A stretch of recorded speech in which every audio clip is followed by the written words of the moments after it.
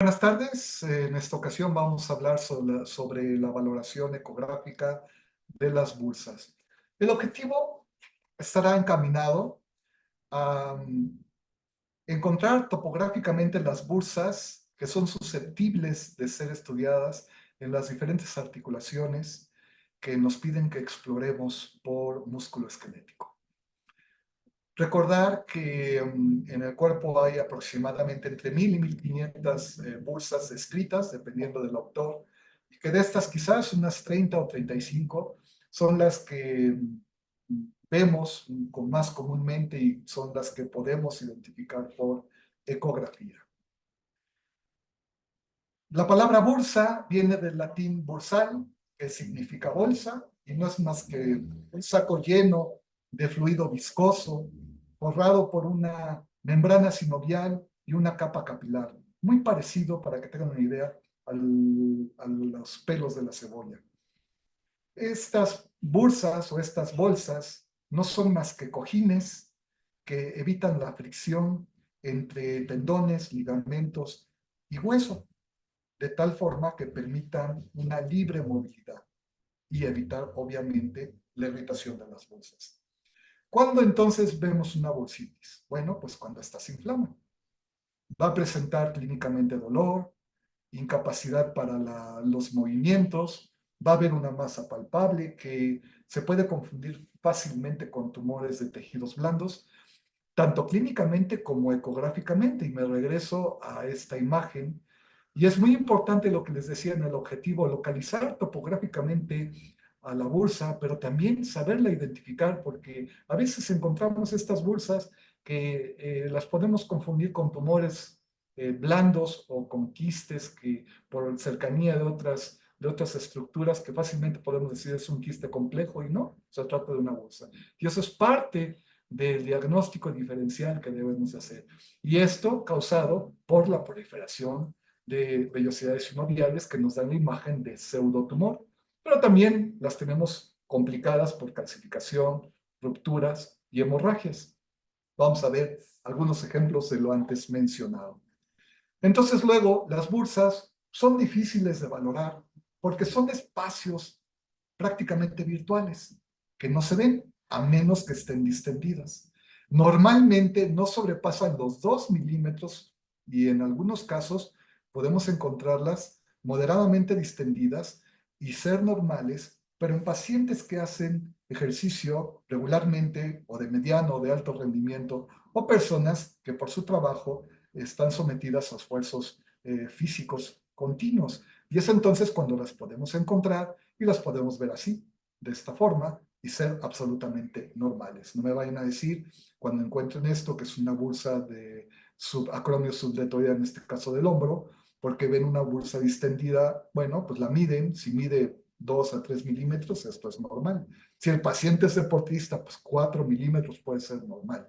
Muy bien, no así en aquellos pacientes que por uso excesivo de la articulación, por micotrauma, por traumatismo directo, enfermedades metabólicas como la diabetes, enfermedades del tejido conjuntivo como la artritis reumatoide, o por depósito de cristales como la gota, o por cirugía, infecciones y hemorragia. Es entonces cuando el revestimiento de la membrana sinovial se llena de líquido y en este contexto se hacen visibles tanto por ecografía como palpables a la exploración clínica. ¿Y qué vamos a estudiarle a las bolsas una vez que las encontramos? Bueno, pues hay que observar su interior, si es anecoica, si es hipoecoica o si es ecogénica. Y esto va a depender de la cronicidad con que la encontremos o del contenido. Puede ser una bolsa aguda, pero con hemática, y seguramente la vamos a ver ligeramente hipoecoica. Y si es muy crónica, pues la vamos a encontrar totalmente ecogénica, dependiendo del estado de evolución en que se encuentre por el tiempo que lleva de expresarse esta bolsa. Y la pared también es muy importante. Cuando es aguda, la vamos a encontrar adelgazada y cuando está gruesa ya tiene más tiempo de evolución. La proliferación de vellosidades sinoviales hoy por hoy es la causa número uno por la que la confundimos con tumores de partes blandas y esto también nos habla del estado crónico, de la evolución de las bursas. Muy bien. Vamos a estudiar las bursas del cuerpo por presentación, por dar un orden desde el miembro superior, hombro, codo y mano, pelvis y miembro inferior, rodilla y tobillo. Vamos a ver las bursas que principalmente podemos identificar cuando éstas se expresan. Empecemos en el hombro. Bueno, aquí les pongo esta lámina que encontré por ahí y vean ustedes en rojo las bolsas sinoviales. Aquí podemos identificar la bursa subacromio subdeltoidea, que generalmente cuando encontramos una bursa, no importa en dónde esté, en el hombro, todas son la bursa subacromio subdeltoidea. Y está bien, de alguna forma todas terminan siendo la bursa subacromio subdeltoidea, pero a veces podemos ser un poco más precisos y poder identificar con mayor claridad si es una subescapular o si es de los tendones pectorales o un poco más difícil la bursa de la porción larga del bíceps. Pero bueno, aquí hay un esquema y vamos a ver qué podemos encontrar. No olvidar que la bursa del subescapular es la única que se comunica a la articulación del hombro a través del agujero oval o del foramen y que probablemente sea una de las que se llene primero cuando no se trata de alguna lesión que dañe directamente a la bursa subacromio subdeltoidea. Vamos a ver algunos ejemplos. Aquí, en esta imagen que les muestro, un tendón del bíceps lleno de líquido, muy difícil diferenciar en dónde empieza la tenosynovitis o una bursa llena. Muy difícil de poder diferenciar. Yo prefiero hacerlas en los dos cortes, transversal y longitudinal. Por alguna razón, se me hace más fácil identificarla en el corte transversal. Vean ustedes, cuando estudiamos en los cortes topográficos y vemos la localización de las bursas y traducirlas a un corte ecográfico, resulta que puede ser complicado, sobre todo porque las bursas en términos normales no se ven. Entonces, cuando las vemos, a veces no sabemos leerlas y es ahí donde cobra importancia. Y nuevamente, la bursa bursa subacromio subdeltoidea, que generalmente es la más grande y es la que siempre describimos y la que terminamos siempre diciendo que es como la única bursa que encontramos en el hombro. Pero no es así. Vean ustedes, esta es la bursa subescapular, muy parecida a esta imagen, a la de este paciente que tuve ya hace algún tiempo, y la conservo porque me gusta mucho cuando doy esta explicación. Vean la bursa subescapular con la subacromial y con el tendón del subescapular ya deshilachándose, con un poco de líquido. Recordar que esta es la única bursa que tiene comunicación con la articulación del hombro por el agujero oval, así que no es difícil que esta sea de las primeras bursas que vamos a encontrar. Una disculpa. Aquí mi compañero Pablo Iglesias, cuando estaba entrenándose el músculo esquelético conmigo ahí en el Hospital de Traumatología de Villacuapa, me dice: mire doctor, qué bonita bursa subescapular encontré, vamos a verlo en tiempo real. Vean ustedes, ahí está la bursa subescapular, tendón subescapular, nuestra referencia ósea, y por aquí el tendón, la porción corta del tendón del bíceps, aquí la tenemos, el apófisis coracoides, la bursa subescapular. Cuando esta crece aún más de tamaño por el aumento de líquido, se comunica con la bursa subacromio subdeltoidea y entonces sí forma una gran bursa. Ahí está, la podemos hacer en dinámico. Aquí tenemos el tendón del bíceps, va de nuevo, la inserción del subescapular en el troquín y sin duda ahí tenemos nuestra bursa muy bien definida. Este es el caso de un paciente que tuvo desgarro de prácticamente todo el manguito rotador, prácticamente no existía ya ningún tendón del manguito rotador. Cuando me bajo a hacer el corte longitudinal del tendón del bíceps y del músculo, me llama la atención que veo una gran lesión hipoecoica hacia los pectorales, así que me bajo a ver el tendón pectoral y puedo observar que está prácticamente roto, deshilachado. Aquí parte del muñón del tendón del pectoral y vean el extremo de inserción en el húmero, totalmente deshilachado. roto, con una gran colección de sangre y gran contenido ya de celular. Y esta bursa ya tenía comunicación con la bursa subacromius, idea. Ahora sí, era una gran bursa que abarcaba prácticamente todo el hombro. Y ven ustedes la alteración del músculo pectoral mayor, ahí con hematomas, desgarros dentro del tejido muscular, vea lo normal contra lo patológico. Así que estas bursas no son difíciles de ver, solo que no estamos habituados a explorarlas, pero ahí están, son estas. Así que no tengamos temor, hagamos la exploración habitual, hagamos la exploración de estos tendones, y seguramente nos vamos a llevar varias sorpresas cuando encontremos estas bursas distendidas. En el acromion tenemos ahí un par de bursas, ahí está, no la vemos, no la identificamos, la damos, generalmente ni siquiera caso la hacemos, ahí se encuentran, fáciles de ver. Vean ustedes bursas en diferente etapa de cronicidad, una bursa subaguda, todavía con pared muy bien definida, ahí tenemos cierto contenido celular por proliferación sinovial, ya en esta bursa mucho más crónica, una pared ya engrosada, definitivamente muy engrosada, concepto, algunas partes todavía con cierto líquido, pero básicamente ya casi un pseudotumor por la gran compactación de células. Cuando le pongo el Doppler de poder, además me da angiogénesis positiva para un proceso inflamatorio en esta bursa crónica. Y en esta otra, vean ustedes el tendón del bíceps con su bursa totalmente llena de celularidad y haciendo el efecto de pseudotumor en el corte transversal, podemos identificarla ahí muy bien topográficamente. Hablemos de las bursas del codo. En las bursas del codo tenemos tres bursas, una posterior y dos anteriores.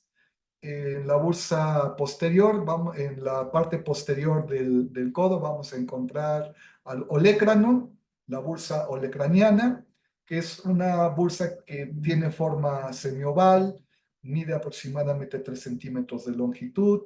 Es muy fácil de que esta bursa se distienda porque está muy a la vista de los traumatismos en el codo. Quien no se ha hecho un golpe en el codo, que hasta nos flexiona del dolor? Bueno, pues estos golpecitos son los clásicos que hacen que la bursa se distienda. Una vez que estas bursas se distienden, pueden estar hiperémicas, nos condicionan una flexión y extensión no adecuada.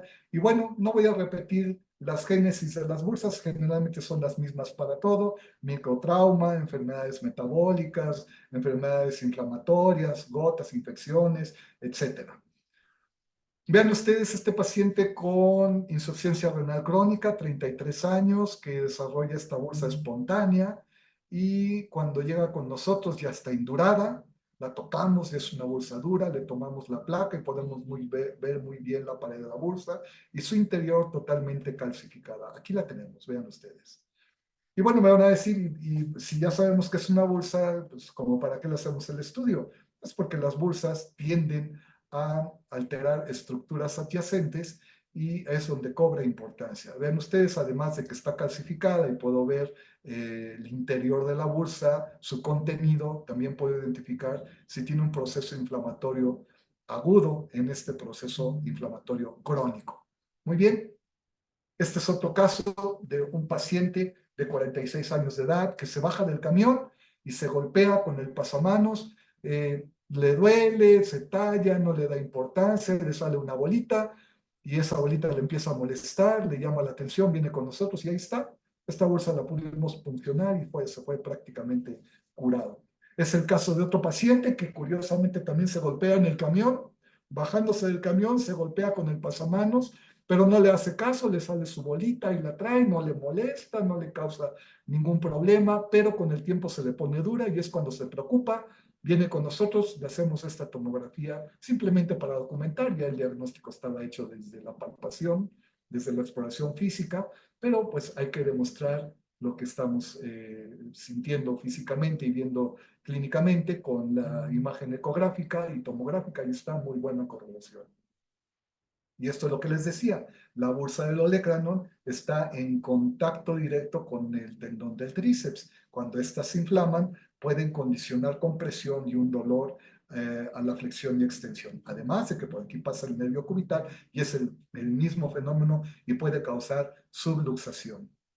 Ahí tenemos y vamos a ver un video en tiempo real. Pueden ustedes ver los depósitos de cristales, cómo van moviéndose y esta ya estaba muy compactada. Cuando no están tan compactadas, recuerda el signo de los copos de nieve dentro de estos juguetitos de cristal. Cuando los movemos y se ven los copos de nieve flotando, exactamente así se ve en la gota cuando no está tan compactada.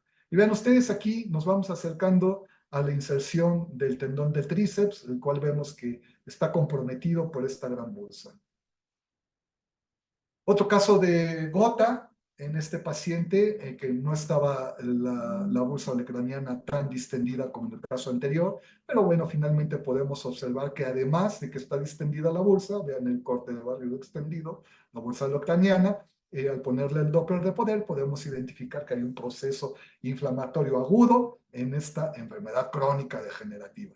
Y por si fuera poco, vemos el doble contorno articular de la cápsula articular, lo que es patognomónico de la colección de cristales en la cápsula articular, y ese es un dato de seguridad para saber que tenemos una enfermedad por depósito de cristales. Nuevamente, otro paciente con gota, y vean ustedes cómo aquí afecta al nervio cubital, lo luxa de su corredera habitual por esta bursa muy distendida, pero que además luxa al nervio cubital. Vean ustedes las imágenes cómo lo desplaza, y esto le provoca un gran dolor al paciente. Veamos ahora las bursas interiores del codo. Tenemos dos bursas, la bursa bicipito radial, que es una bursa que abraza, literal, abraza al tendón del bíceps braquial. Recordar que el tendón del bíceps braquial recorre aproximadamente 6 centímetros en forma obliqua hasta insertarse en el cúbito, en el radio, perdón, en la tuberosidad del radio, y abraza prácticamente al tendón del bíceps, y cuando el bíceps tiene alguna alteración como por desgarro, ruptura completa, es la primera que se llena. Y tenemos otra bursa, perdón, que es la interósea, y que esta, como todas las bursas que pueden comunicarse, se llena fácilmente una vez que está distendida la bursa bicipito radial o viceversa.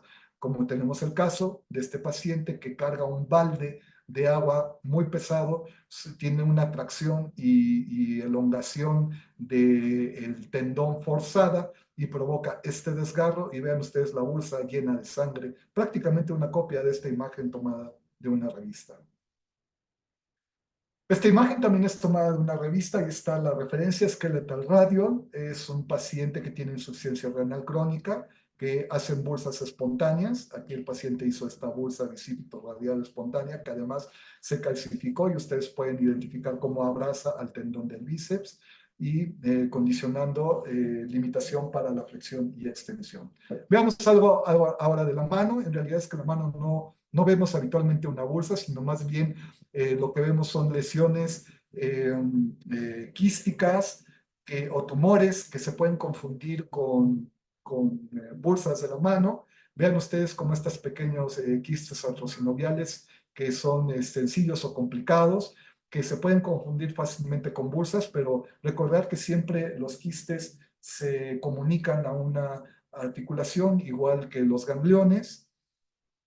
Vean, o podemos encontrar también pequeños lesiones por lipomas que también se pueden extraer, o tener estas imágenes que podemos confundirnos fácilmente con proliferación de vellosidades sinoviales, es decir, una sinovitis, y que podemos confundir fácilmente con un proceso inflamatorio, inclusive con una bursita, pero no es el caso. Este fue un tumor de células gigantes asociado a las vainas tendinosas, y que sin embargo son parte de los diagnósticos diferenciales. Este paciente me lo mandan porque no sabían que era esta bolita, que era blandita, y cuando le hago el ultrasonido, pues dijeron, no, pues ahí está un quiste, ¿no?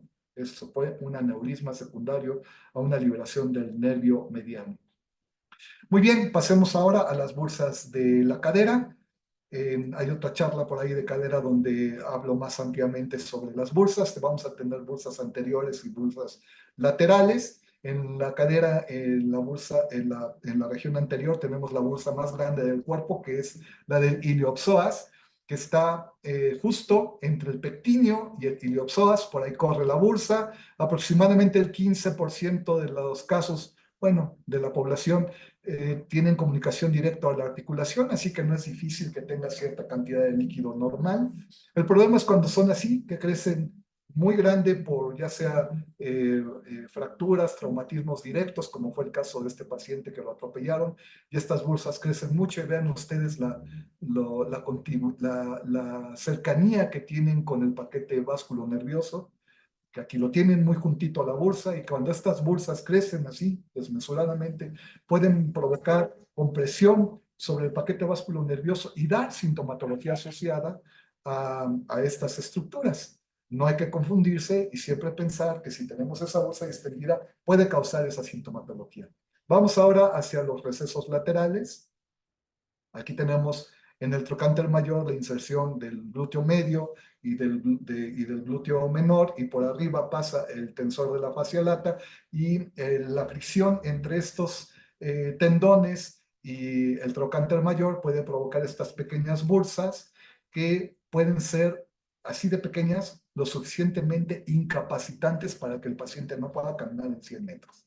Es el caso de otro paciente que fue arrollado por un camión, y vean esta bolsa llena de sangre, en la bolsa anterior del iliopsoas y en la intertrocantérica, en la región lateral de la cadera. Estas las pudimos puncionar, liberar un poco la presión de las estructuras adyacentes y mejorar la sintomatología del paciente. Es el caso de un chico de 30 años de edad que le ponen esta prótesis a los 15 años y no llevó controles adecuados durante los 15 años que tuvo la prótesis. Desarrolló ahí una excavación acetabular, en la fricción entre la prótesis y el receso óseo provoca la producción de colecciones que pueden ser caldillos propicios para que se desarrollen los cocos gram positivos y hacer estas infecciones impresionantes como lo estamos viendo en este paciente. Y vean ustedes otro paciente con osteopetrosis que desarrolló estas colecciones posterior a la cirugía. Fueron colecciones que se infectaron, que pudimos picar y mandar al laboratorio y poder hacer el cultivo correspondiente. Es el caso de una paciente que tenía una masa pélvica anterior, y vean ustedes cuando le hago el ultrasonido veo todo este complejo de ganglios que estaban comprimiendo tanto al vaso como tanto a la arteria como femoral como a la vena. Y aquí tenemos la resonancia que nos confirma el diagnóstico, fue un linfoma, que sin embargo tenemos que hacer esos diagnósticos diferenciales, pues porque son obligados, son diagnósticos diferenciales que podemos encontrar explorando las bursas. Otra vez estamos en el receso lateral de la cadera, en nuestro trocánter mayor, y podemos identificar diferentes bursas con extensión ya hacia las fibras musculares, bursas rotas que podemos encontrar fácilmente en estos pacientes. La exploración en realidad es que no es nada difícil, simplemente colocar nuestro transductor perpendicular al trocánter mayor y vamos a encontrar estas imágenes y podemos hacer el diagnóstico de estas pequeñas dilataciones de las bursas laterales. Inclusive podemos picarlas con una aguja, evacuarlas y poner medicamento para ayudar el proceso de la inflamación. Estas pequeñas bursas con depósito de cristales de hidroxiapatita suelen ser sumamente dolorosas, y a la deambulación, créanme lo que no aguantan 50 metros. Bien, en la parte posterior de la cadera también vamos a encontrar bursas isquiotibiales. Esta bursa se asocia más en pacientes caquéticos que están mucho tiempo acostados, o en los pacientes a quienes se someten a, a cirugía de cadera y que son fácilmente de llenarse estas bursas por sangre después de la cirugía, que también afortunadamente se pueden puncionar fácilmente. Ahora veamos algunas de las bursas en la rodilla. En la rodilla tenemos unas bursas que debemos de localizar anatómicamente muy bien. ya que dependiendo de la localización podemos hacer un buen diagnóstico diferencial. En la parte superior de la patela tenemos la suprapatelar, que está por debajo del tendón cuádriceps. En la parte superficial del hueso de la patela tenemos la subcutánea o superficial patelar. En la parte distal del tendón de la patela tenemos la bursa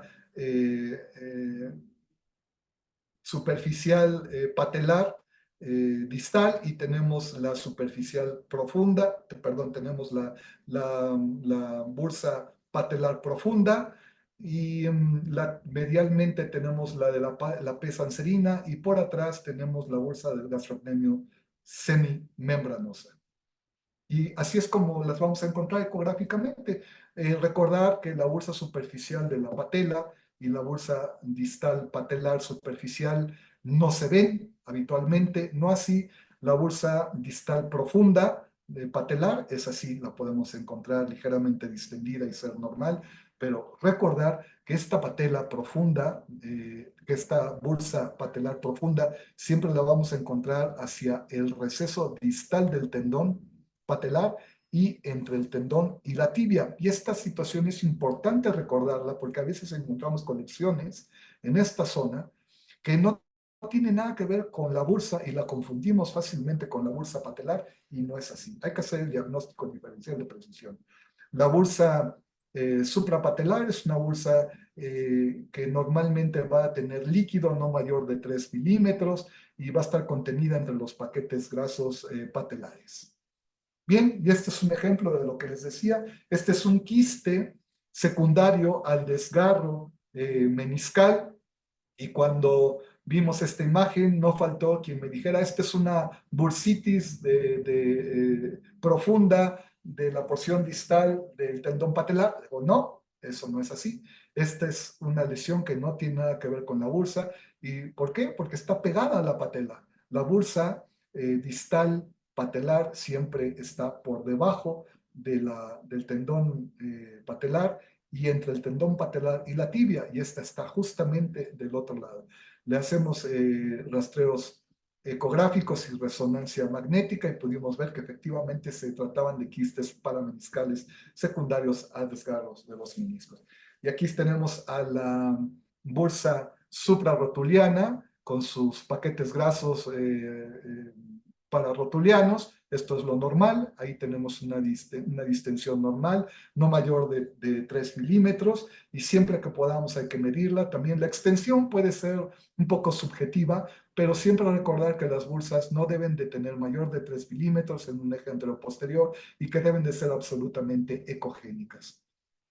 Aquí tenemos una distensión de la bursa, me da más de 3 milímetros, pero además tiene una extensión longitudinal importante. Y ven ustedes el grosor de la pared de la bursa ya importante por la proliferación de vellosidades sinoviales. Cuando le tomamos la placa, vean ustedes, esta placa se la tomamos simplemente por enseñanza, ya sabíamos que la íbamos a encontrar así, pero una vez que podemos identificar estas bursas así extendidas por placas simples, suelen ser muy bonitas cuando las descubrimos. Ahí está. Cuando tenemos derrames y tenemos estas bursas, derrames articulares y estas bursas así extendidas, con mucha frecuencia se extienden a los recesos laterales y mediales y son muy fáciles de picar, muy fáciles de evacuar. Aquí tenemos un derrame articular y vean ustedes la colección se extiende hacia la bursa suprarrotuliana, los recesos laterales y mediales totalmente ocupados. Aquí metimos una aguja, la punta de la aguja, aquí la tenemos en longitudinal, y pudimos evacuarla. Prácticamente el paciente se fue sin ninguna conexión. La bursa prepatelar o superficial patelar, aquí está una imagen de un paciente que nos fue a ver ahí al consultorio. Pues aquí está su bursita, la placa simple muy evidente, ahí está por ultrasonido, la pinchamos, la evacuamos, le pusimos ahí un medicamento y listo. Y ven ustedes en este barrido extendido de un paciente que se cayó. Esta es la bursa superficial del tendón patelar, la porción distal, que está ligeramente distendida y colapsada por todo el proceso de edema que sufrió secundario al golpe directo de la rodilla. Y bien, vamos a hablar de la bursa no name, no fame, la bursa sin nombre, la bursa sin fama. Es una bursa de difícil evaluación, porque generalmente nunca la vamos a ver, excepto cuando está distendida. Y les pongo este ligamento colateral medial porque esta bolsa la encontramos entre las fibras superficiales y profundas del ligamento colateral medial, del ligamento colateral lateral medial. Y solamente la vamos a encontrar ahí. Es una bolsa que cuando la encontramos generalmente nos equivocamos en el diagnóstico. Y bueno, si tomando en cuenta el menisco, tomando en cuenta que este es fémur y este es tibia, de la mitad del menisco hacia la tibia son ligamentos menisco-femorales y de la mitad del menisco hacia la tibia pues son menisco-tibiales, que son los que conforman, vean ustedes, esta línea ecogénica, es la parte superficial del ligamento colateral y esta hipoecoica, la parte profunda. Pues justo ahí, en medio de esta, se localiza la bursa sin nombre, la bursa sin fama, que se inflama cuando hay un roce entre estos ligamentos, entre estas fibras o un golpe directo. Y cuando yo vi esta bursa por primera vez, francamente, no supe diagnosticarla como bursa de ligamento colateral lateral medial. No la supe diagnosticar porque además no la encontraba por dónde. Y finalmente ya estudiando, pues sí, resulta que ahí está esa bolsa y ahí la encontré. Y yo pensaba que era un quiste parameniscal y no, no fue así. Los meniscos estaban totalmente sanos. Otra imagen que me recordó un quiste parameniscal y no, es simplemente el ligamento colateral medial y en medio de estas bolsas, en medio de estos ligamentos está la bolsa sin nombre, la bolsa sin fama. Y hay que entenderla, que ahí se encuentra y que nos podemos equivocar fácilmente en el diagnóstico pensando en que es un quiste parameniscal. Y ven ustedes, ya estaba abriendo el ligamento hasta su parte más externa para llegar a la pez anserina, en donde se encuentra el saltorio, el recto interno y semitendinoso. Ahí tenemos bursas, ecográficamente y en forma normal, así la vamos a encontrar, una línea ecogénica bien definida, su arteria genicular muy bien observada, el Doppler. Bueno, pues cuando estamos ahí sabemos que estamos en la pez anserina y ahí podemos encontrar estas bursas bien distendidas. Y en la parte posterior de la rodilla tenemos las estructuras que nos dan la pauta para identificar a la bursa gastrocnemio semimembranosa. Tenemos ahí la cabeza del gastrocnemio, el tendón semimembranoso, y justo en medio corre la bursa gastrocnemio semimembranosa. Y cuando esta se distiende es cuando vemos el quiste famoso de Baker, que siempre se comunica a la articulación. Ahí la tienen en ecografía y en resonancia magnética. Estas bursas suelen ser muy funcionables, son muy nobles para funcionar, excepto cuando las encontramos complicadas. Bueno, pues ya es difícil que saquemos algo ahí por el alto contenido celular de la bolsa. Pero no así, cuando las encontramos todavía en una fase subaguda o aguda, fácil de meter la aguja, las evacuamos totalmente y luego le metemos nuestro medicamento para desinflamar y listo. Vean ustedes, este es un quiste de Baker roto. Vean ustedes la pared totalmente deshilachada. Por ahí vi que me llamaba la atención el líquido, para a dónde se iba este líquido. Así que me hice un barrido extendido y vean, ahí encontré la bolsa totalmente regando su líquido hacia los gastrocnemios. Es el caso de una paciente de 80, no sé, 83 años, 84, ya no me acuerdo, monja, con 50 o 60 años de artritis reumatoide. Me la mandan porque tiene una masa en el hueco popliteo.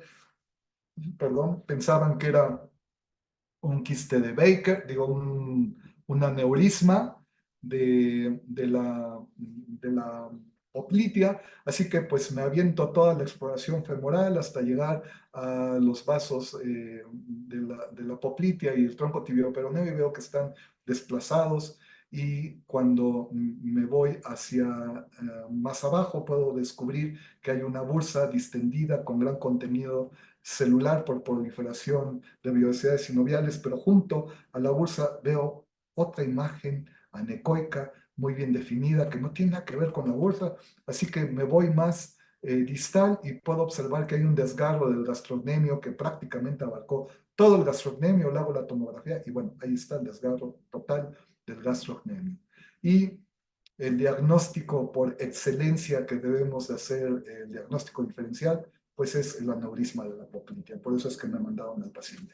Hablemos ahora algo de las bursas del tobillo. Tenemos tres bursas importantes, que son las mariolares y las patelares, la superficial y la profunda. La calcánea, superficial y profunda. Son las tres bursas principales del tobillo. Es el caso de un paciente que se barrió con su moto, se llevó la bota y vean ustedes cómo acabó después del accidente con su moto. Y bueno, ahí en los malleolos, pues estas bursas muy bien definidas y fáciles de diagnosticar y fáciles de funcionar. En la región del calcáneo superficial, es el mismo paciente, vean el gran edema, pues ahí está la bursa, muy bien distendida, esto es lo normal y esto es lo normal. Así es como debemos de verlas, con escasa cantidad de líquido o sin líquido. Bueno, pues vean, aquí está en la parte superficial. Vean ustedes la parte profunda, esto es lo normal, así podemos encontrarlas con un poquito de líquido, esto es normal, pero no así cuando las encontramos desmesuradamente distendidas, además con una gran cantidad de celularidad. Este paciente tenía una gota y pudimos hacer el diagnóstico de precisión. No pudimos evacuarla, obviamente, por la calidad de la, del contenido de los cristales, pero bueno, pues se hizo el diagnóstico de precisión. Y había comentado inicialmente que hay una bursa en donde hay un tendón, un hueso y un músculo. Nunca he diagnosticado las bursas como tal de la fascia plantar, pero sí he encontrado que hay líquido y siempre a lo que me refiero es una alteración de la fascia plantar que está ecogénica, es decir, una fascitis y líquido alrededor de la fascia, y probablemente lo que estoy dando como líquido de la fascia probablemente es la bursa correspondiente de la fascia, y pues así lo doy porque no tenemos la costumbre quizás de decir que hay una bursa, pero bueno, sabemos que donde hay un tendón, donde hay un hueso y donde hay un músculo, hay una bursa. Y las bursas adventicias, que son por compresión, básicamente vistas más en las mujeres que usan tacones muy altos y que comprimen esta región anatómica del pie, bueno, pues estas bursas son muy fáciles de observarse cuando están expresadas y que se confunden fácilmente con quistes artrosinoviales. Y en la región dorsal podemos confundir estos quistes artrosinoviales con bursas y recordar que estos quistes siempre se comunican a la articulación. Muy bien, los llevé del hombro al pie, tratando de hacer una descripción de la localización y el contenido de las bursas, así como su ecogenicidad, para hacer un buen diagnóstico diferencial de las mismas. Y con eso termino mi charla y les agradezco mucho que me hayan invitado a platicar con ustedes. Muchas gracias.